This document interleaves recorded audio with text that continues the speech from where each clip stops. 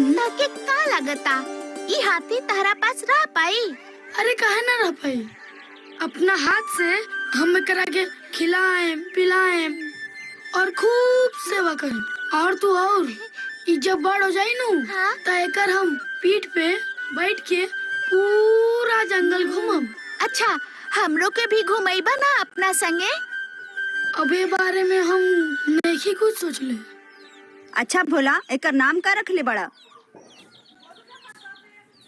भोला, ताके पता बा हमार बाबूजी कहले रहले कि भोला बाबा के जटा में गंगा जी वास करेली, तो आज से तू एकर नाम गंगा रख दा।